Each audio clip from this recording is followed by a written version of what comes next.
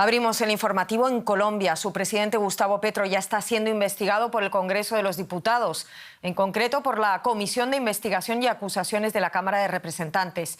Tiene una relevancia adicional, puesto que es la única con legitimidad para comenzar un proceso de destitución contra un presidente electo. Gustavo Petro envuelto desde ayer en un terremoto político después de que su hijo mayor, Nicolás Petro, confesara que parte del dinero que recibió del narcotráfico habría ido a parar a la campaña presidencial de su padre en 2022, según informó la Fiscalía. Nicolás Petro se enfrenta hoy a una segunda audiencia ante el Tribunal Superior de Bogotá. Entre tanto, su padre y presidente del país anunció que ha puesto en manos de sus abogados el caso y que confía en la justicia. El presidente Petro afirma que continuará su mandato hasta 2026 y que han intentado enfrentarlo con su hijo Nicolás para tumbar su gobierno. Vamos a conectar en Bogotá con nuestra compañera Alexandra Correa. Alexandra, ¿qué sabemos de la audiencia de hoy y de las declaraciones del fiscal del caso? Ana, hemos seguido estas audiencias en donde el fiscal del caso efectivamente habló más de 9 horas seguidas en la audiencia, por ejemplo, de ayer jueves, en donde presentó las pruebas que tiene contra el hijo del presidente Gustavo Petro y su expareja Dey Vázquez, es decir, la pareja de Nicolás, su hijo. En ellas mostró el fiscal evidencias por presunto enriquecimiento ilícito del hijo del presidente por una suma superior a los $250.000, Ana.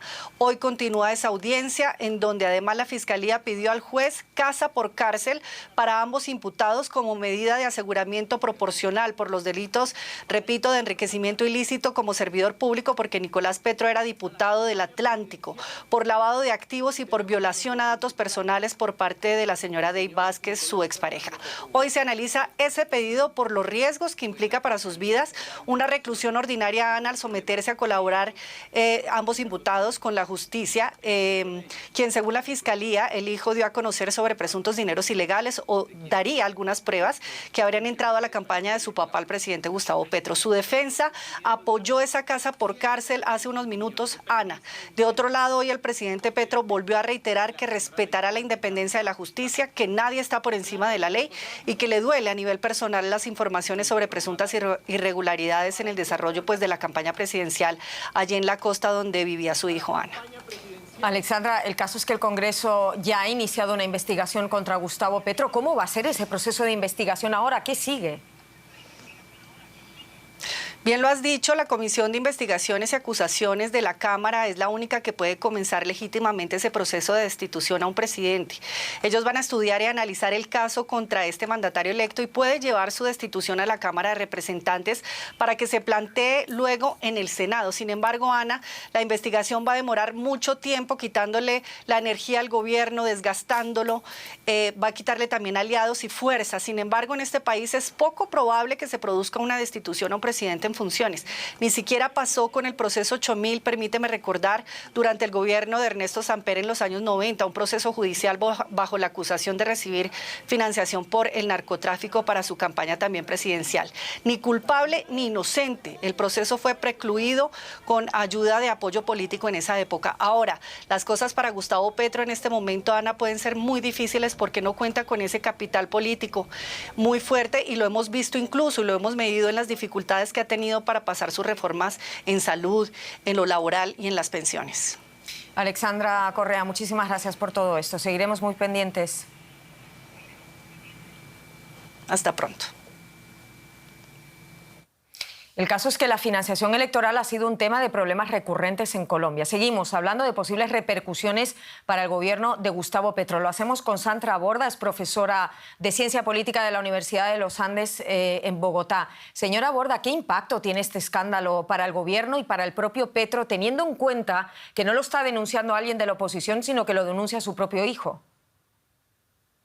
Sí, yo creo que sin duda este es un golpe, por lo menos y por ahora, de naturaleza política contra el gobierno y no sabemos después cómo se vaya a convertir en materia judicial. Por ahora el gobierno acaba de terminar o de iniciar con un año en el que ha tenido muchas dificultades para lograr construir una coalición de gobierno en el Congreso. Estaba muy debilitado, la coalición se desbarató recientemente y ahora con este escándalo que se suma a un escándalo anterior que involucraba a su secretaria privada en el Palacio de Nariño y su mano derecha. Creo que está sumando paulatinamente, digamos, una cantidad de puntos para producir una gran debilidad frente a las otras fuerzas políticas del país. Hace muy poco el Partido Cambio Radical, uno de los partidos que tiene mayor cantidad de congresistas, dijo que se iba a declarar en oposición, y hoy el Partido Verde, un partido que hacía parte de la coalición de gobierno, también está anunciando una reunión para tomar la decisión de salir de la coalición de gobierno. Si a eso uno le suma que tenemos elecciones locales en octubre y que son elecciones que parecen también apuntar al hecho de que al gobierno y a su fuerza política no le va a ir muy bien, creo que el resultado va a ser que ya para terminar este año el gobierno va a estar en muchísimas dificultades para sacar adelante el paquete de reformas tan grande que tenía previsto. Ha comentado usted ese paquete de reformas y las dificultades de la coalición de gobierno. Me pregunto, señora Borda, ¿qué significa todo esto para el esfuerzo por alcanzar acuerdos de paz con el ELN y otros grupos armados?